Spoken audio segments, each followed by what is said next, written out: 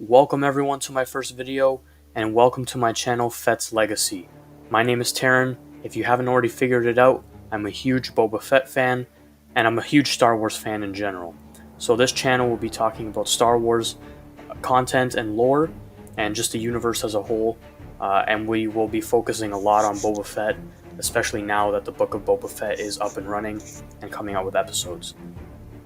So I just wanted to do this little introduction, and I wanted to give you some of my thoughts on the first episode because I have seen some criticism from other fans out there, and there are a good majority of them who do think it was good, like myself, but there are some who are disappointed and saying maybe not enough action.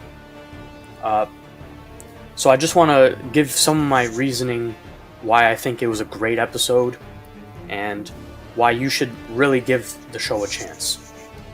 So, first off, like I said, I think the first episode was great. I also think the second episode was great, but I'm just going to talk about the first one. So, as you guys know, Jon Favreau is the main writer for the show.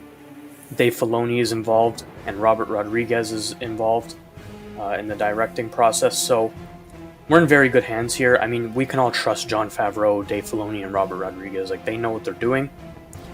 And so, I just think, the name of the show is The Book of Boba Fett. It's clear that they're trying to do a story. They're trying to build a story.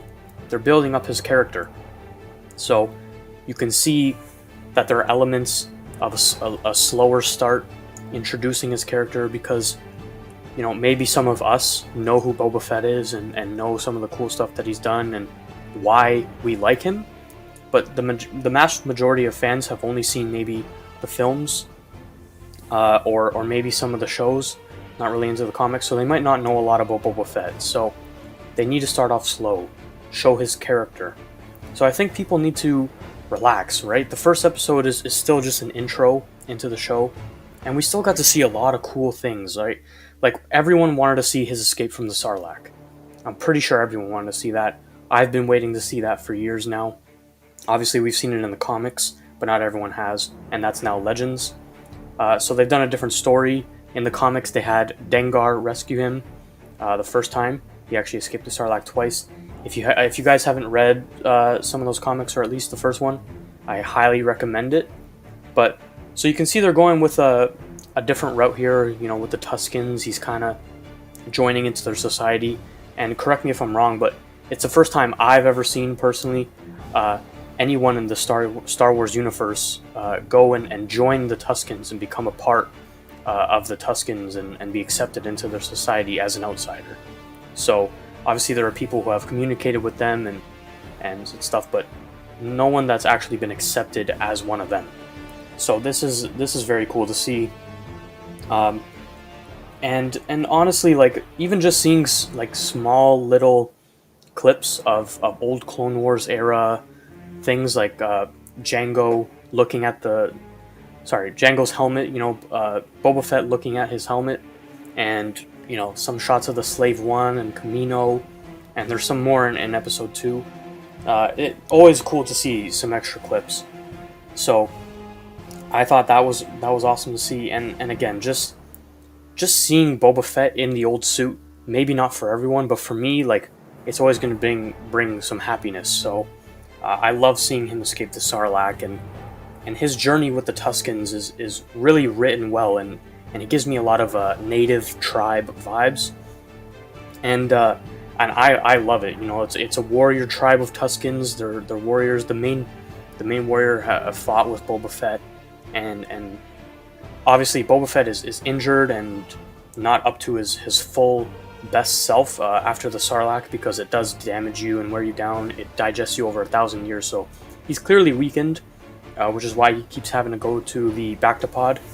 But so they fought, and they're warriors, so they know how to fight. Boba Fett's weakened, but you're seeing that they understand that he's a warrior too, and that's why at the end of the episode, he gets basically like accepted by the chief into the tribe after he kills that large monster, because even though the little kid kind of seemed like he was taking credit for it, I'm pretty sure, Uh, it seemed like the chief knew, like, the kid isn't going to kill something like that on its own, and Boba Fett clearly was, the one who did it. So he's been accepted in, and I just want to say that monster, I don't think I've ever seen it in Star Wars before, and it was definitely a cool addition to see him kill that thing, and I really enjoyed it. So, a lot of people are saying not enough action, and I really feel like that's just people being spoiled from Mandalorian season 2,